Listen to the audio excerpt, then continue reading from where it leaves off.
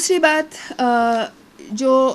हम देख रहे हैं कि जिस तरह का रोज़गार दिया जा रहा है इन इलाके में, चाहे वो कश्मीर हो या ख़ास तौर छत्तीसगढ़, झारखंड, नॉर्थ ईस्ट में भी, पर ख़ास तौर छत्तीसगढ़, झारखंड और शहर में शिक्षा कर्मियों बहुत सालों से संघर्ष कर रहे हैं कि हमें परमानेंट किया जाए। टीचरों की अपॉइंटमेंट नहीं हो रही, पर पुलिस और सीआरपीएफ में अपॉइंटमेंट्स हो रही है। तो सिर्फ और ये इसीलिए हो रहे हैं कि वहाँ के लोग को उनका आंदोलन को, मैं माओइस्टों को सपोर्ट नहीं कर रही हूँ, पर डायलॉग को छोड़ के, डायलॉग को एक नकार के आप अगर सिर्फ मिलिट्रिस्टिक अप्रोच को अपनाएंगे और वहाँ के लोग को सिर्फ पुलिस और सीआरपीएफ में नौकरी देंगे, तो एक तरफ से आप समाज को बांट रहे हैं और पूरी तरह से ये भी एक वेपन हो जाता है कि डेमोक्रेसी के नाम से, रोज़गार के नाम से आप समाज को एक ही तरफ मिलिटराइजेशन में ले जा रहे हैं। दूसरी बात है कि तो एक तो वेलफेयर ही एक वेपन हो जाता है डेमोक्रेसी के नाम से। डेमोक्रेसी से जो खतरा है कि इसको हमारे मन को एक तरह से ट्विस्ट कर दिया जाता है कि यही लोकतंत्र है, सीआरपीएफ में रोज़गार मिलना ही वेलफेयर है या जो भी। दूसरी बात, चुनाव, अगर दोबारा चुनाव की बात करें कि पूरे दुनिया में देखा जाए तो कई लोग कहते हैं कि जब सिविल वॉर हुआ है तो उसके बाद चुनाव कराना बहुत अच्छा चीज़ है। एक तरह से जैसे साउथ अफ्रीका में हुआ था, अपार्थाइड के बाद जब चुनाव हुआ था तो लोकतंत्र आ गया था। पर जैसे हम श्रीलंका में देखते हैं कि सिविल वॉर के बाद जब तमिल लोग का एक तरह से जेनोसाइड हुआ था, तो उसके बाद जब चुनाव हुआ था तो जिस तरह का लोकतंत्र आया था वो पूरी तरह से मजॉरिटेरियन लोग। तो ऐसा नहीं है कि हमेशा इलेक्शंस के माध्यम से हमेशा शांति आती है। लोकतंत्र के चुनाव के माध्यम से एक तरह से मजॉरिटेरियन सरकार भी आ सकती है, और ख़ास तौर जब सोसाइटी ऑलरेडी डिवाइडेड है। तो जैसे हम देखते हैं कि ख़ास तौर जहाँ लोग चुनाव में भाग नहीं लेना चाहते हैं क्योंकि वो कहना चाहते हैं कि ये हमारे लिए काम नहीं कर रही है, तो उनको ज़बरदस्ती चुनाव किया जाता है। जैसे पहले हम देखते थे कि कश्मीर में गन पॉइंट पर लोगों को चुनाव बूथ में लिया जाता था। छत्तीसगढ़ में जब भी कई बार लोग को ज़बरदस्ती वोट डाला जाता है, जबकि लोग नहीं डालना चाहते। पर बॉम्बे में, बांद्रा में, जो सबसे अमीर इलाके हैं, उनका वोटिंग परसेंटेज इतना कम है, पर वहाँ कोई उनको ज़बरदस्ती नहीं करता कि आपको चुनाव वोट डालना ही पड़ेगा। तो लोग अलग अलग तरीके से अपना डेमोक्रेसी को एक्सप्रेस करना चाहते हैं। अब तो नोटा आ गया तो एक माध्यम हो गया, पर पहले तो नोटा भी नहीं था। तो चाहे वो नोटा के माध्यम से या चुनाव का बहिष्कार करने के माध्यम से, या झारखंड में जैसे बहुत सालों से चल रहा था कि वहाँ के कुछ स्थानीय संगठन थे जो पंचायत चुनाव नहीं चाह रहे थे, क्योंकि उनका कहना था कि उनका जो कस्टमरी लॉ था, जो उनके माझी मुखिया, उसके माध्यम से ज़्यादा डेमोक्रेसी था गांव में, क्योंकि माझी मुखिया का पावर था कि जो जिसके पास ज़मीन नहीं है उनको ज़मीन दिया जा सकता था वेस्ट लैंड में से। तो चुनाव में अगर चुनाव लाया गया इस सिचुएशन में तो पॉलिटिक्स आ जाएगा, मतलब पैसे का बल पर चुनाव लड़ा जाएगा और जो गांव का जो संगठन है वो ख़त्म हो जाता। चाहे आप जो भी सोचो उसके बारे में, मैं मतलब नहीं कह रही हूँ कि चुनाव होना चाहिए या नहीं होना चाहिए, पर लोग का अलग अलग, जैसे जनसंगठनों भी कई बार बोलते थे कि हम चुनाव में भाग नहीं लेंगे क्योंकि जैसे नर्मदा बचाओ आंदोलन, क्योंकि हम और पॉलिटिक्स किसी और माध्यम से कर रहे हैं। हम भी पॉलिटिक्स कर रहे हैं, पर हम ये चुनावी पॉलिटिक्स नहीं कर रहे। पर ये सब को नकार के हमें बार बार बताया जाता है कि ये सिर्फ पॉलिटिक्स, ये जो पार्टी पॉलिटिक्स है यही पॉलिटिक्स है, बाकी पॉलिटिक्स नहीं है, वो कुछ और ही है। पर सबसे बड़ा जो खतरा है डेमोक्रेसी से, लोकतंत्र के खतरे में, आप जो तीसरा, एक तो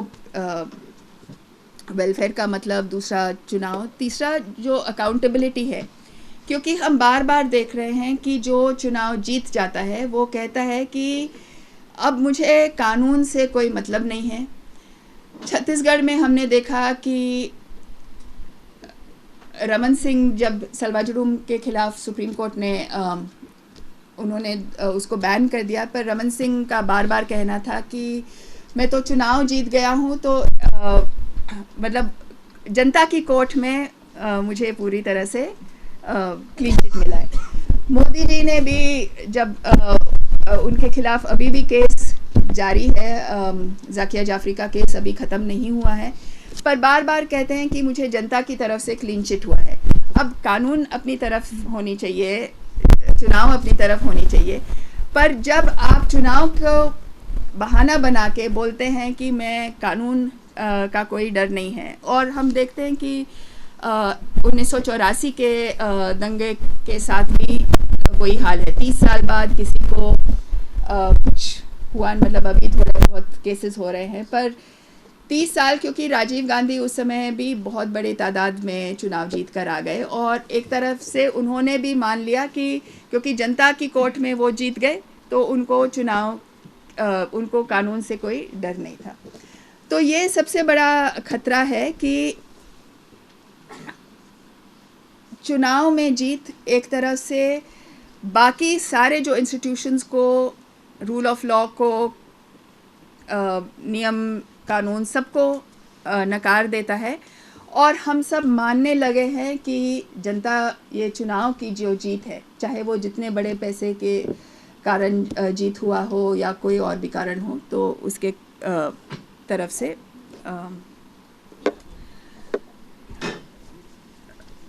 उसको लोकतंत्र कहा जाता है अगर चुनाव में जीत गए। तो अब तीसरी भाग में आती हूँ कि आज की दौर और इमरजेंसी के दौर में क्या फ़र्क है, और मुझे लगता है, और मैं गलत भी हो सकती हूँ, मैं ऐसे कोई डेफिनेटली नहीं बोल रही हूँ, कि सबसे बड़ा डिफरेंस ये है कि जिस तरह आज का जो ढांचा है वो सरकार में, जिसके पास पावर है, जो सरकार में राज कर रहे हैं, और गैर कानूनी संगठन के माध्यम से जनता में छा गए हैं, दोनों का जो कॉम्बिनेशन है वो कभी इमरजेंसी में नहीं हुआ था। इमरजेंसी में तो सिर्फ सरकार हावी था, एक तरफ से सारे कानून लोगों के खिलाफ यूज़ हुए थे, पर जो जनता में एक तरफ से सोच बदलने का जो तरीका, जैसे आज आरएसएस के माध्यम से पूरी तरह से लोगों के मन को बदलने की कोशिश हो रही है, इतिहास को बदलने की कोशिश हो रही है, वो कभी इमरजेंसी के दौर में नहीं हुई थी। दूसरी, इमरजेंसी का कोई एक लॉन्ग टर्म पॉलिटिकल प्रोजेक्ट नहीं था। इंदिरा गांधी ने नहीं सोचा था, या जो भी हम आज पढ़ रहे हैं, जो भी उनके सलाहकार के जो लेख है या जो भी रिकॉर्ड्स है, कि ये मतलब पूरे देश को लॉन्ग टर्म पॉलिटिकल प्रोजेक्ट, कानून, संविधान को बदलने का ऐसा कोई प्रोजेक्ट नहीं था। पर आरएसएस का एक तरह से सीधा प्रोजेक्ट है 1984 से लेकर 24 से लेकर अभी तक, कि पूरा तरह से हिंदू राष्ट्र बनाने का, और सबसे पहले जो टू नेशन थियोरी सावरकर का ही था कि तो ये इमरजेंसी के समय नहीं था जो आज के समय हम देख रहे हैं। तीसरा कि जनता में गुंडे लोग, इमरजेंसी के समय संजय गांधी के गुंडे लोग थे, वो पूरी तरह से मतलब लोग के ऊपर हावी थे, पर इस तरह से सिस्टमैटिक काडर को आम करने की बात नहीं थी। जैसे हम देख रहे हैं कि प्रज्ञा ठाकुर ने भोपाल में अभी स्कूल में वेपन्स डिस्ट्रीब्यूट किए थे, और 2002 में भी पूरे उसके पहले लोग में शस्त्र बांटे जा रहे थे। तो उस तरह का जो पूरा प्रोजेक्ट था वो आर्मिंग का, जनता को आर्म करने का, वो हम नहीं देख सकते इमरजेंसी के समय। और उस समय मीडिया भी इतनी हावी नहीं थी। आजकल तो लोग इतने व्हाट्सएप से या इतने मतलब उनका मन ऐसे जाता है कि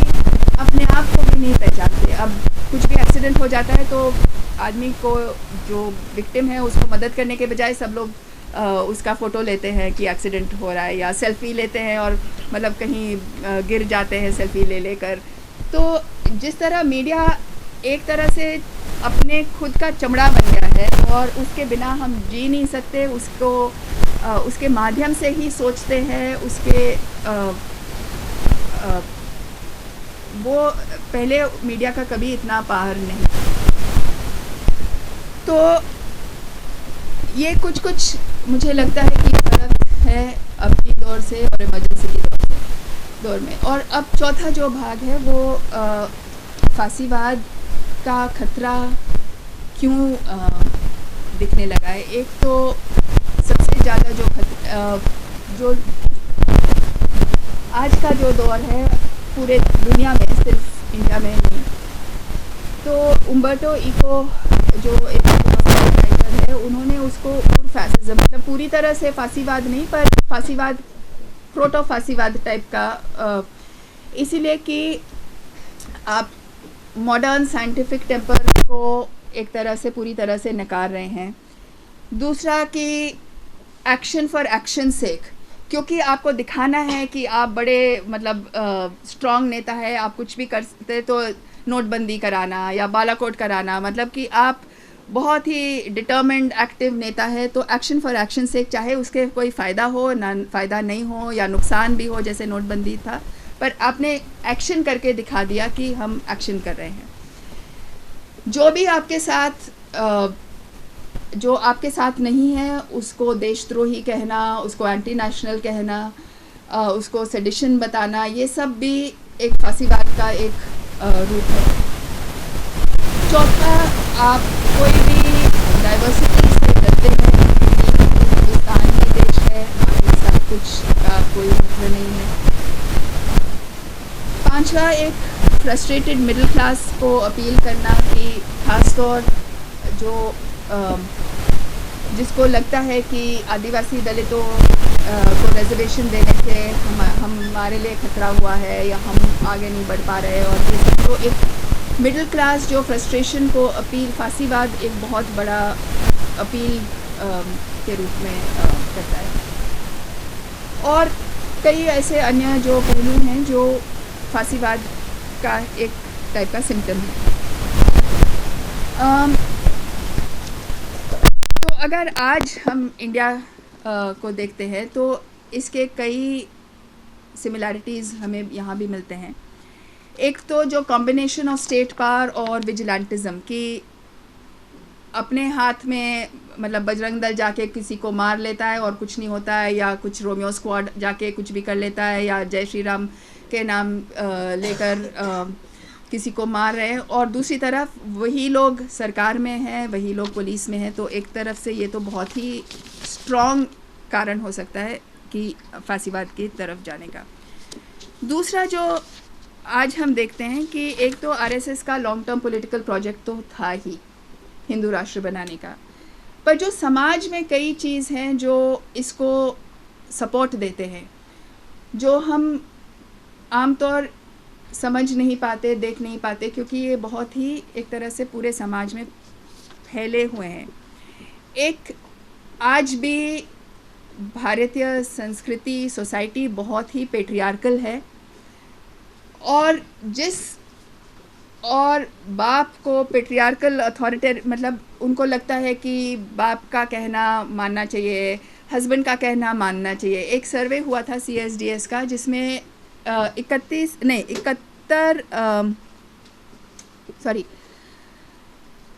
78% लोग रेगुलरली प्रे करते हैं, 51% यूथ का सोच है कि वाइफ्स को अपने हस्बैंड्स को ओबे करना चाहिए। अगर आपको लगता है कि वाइफ्स को हमेशा हस्बैंड्स को ओबे करना चाहिए तो आपको एक अथॉरिटेरियन फादर फिगर, जो बड़ा नेता आपके लिए, मतलब आपके पिता के रूप में, आपके हस्बैंड के रूप में, वो मतलब आप जो भी वो कहेंगे आप मानने के लिए तैयार है। मतलब समाज में पूरी तरह से, परिवार से लेकर लीडरशिप तक, लोग अथॉरिटी को एक्सेप्ट करने के लिए तैयार है, और बाकी देशों में इतना नहीं है सर्वेज के हिसाब से जितना यहाँ है।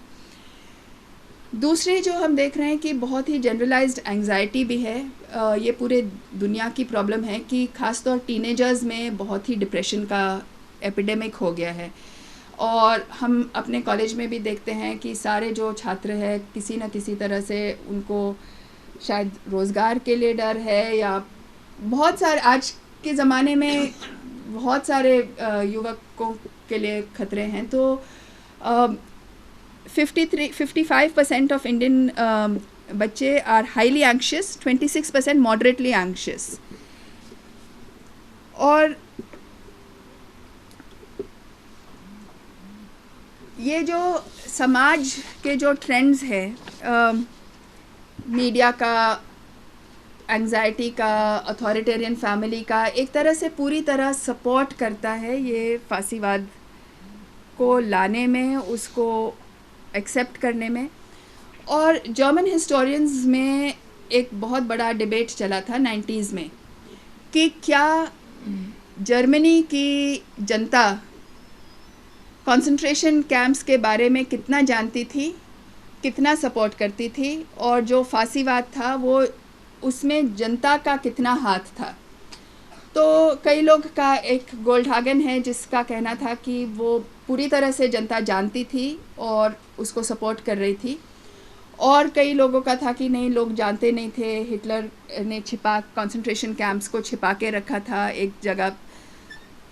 तो मैं बार बार सोचती हूँ कि बाद में इंडियन जनता के बारे में क्या कहा जाएगा कि हम जानते थे और हमने कुछ किया नहीं। हम जानते थे पर अपने लोग रोज़ के जीवन को जीते हुए, अपनी एंग्जाइटी को लेकर, अपना काम को लेकर, अपना जो भी धंधा को लेकर हम उसको इग्नोर कर रहे थे, क्योंकि हम देख रहे हैं कि हर तरह हमारे आगे पीछे क्या हो रहा है। जिस तरह एनआरसी में लोग को कैंप्स में बंद किया जा रहा है और अभी हम कुछ भी नहीं कह रहे हैं। जो लोग, जिस तरह मुसलमानों के साथ हो रहा है और हम कुछ भी नहीं कर रहे हैं, दलित आदिवासियों के साथ हो रहा है और हम कुछ भी नहीं कह रहे हैं। ऐसा नहीं है कि हमें पता नहीं है, पर फिर, या शायद हो कि लोगों को पता नहीं है क्योंकि मीडिया उनको बताती नहीं है। तो ये अभी कहना थोड़ा मुश्किल है कि आगे की दौर में हमारे बारे में लोग, हमारे बच्चे, हमारे आगे के लोग क्या कहेंगे कि हम क्या कर रहे थे, और इसके खिलाफ हम अब क्या कर सकते हैं। मुझे लगता है कि पॉलिटिक्स ही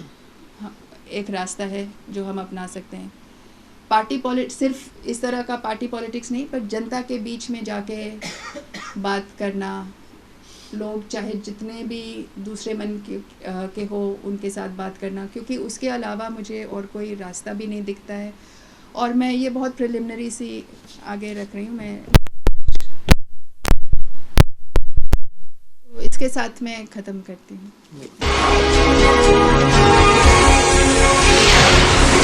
ATN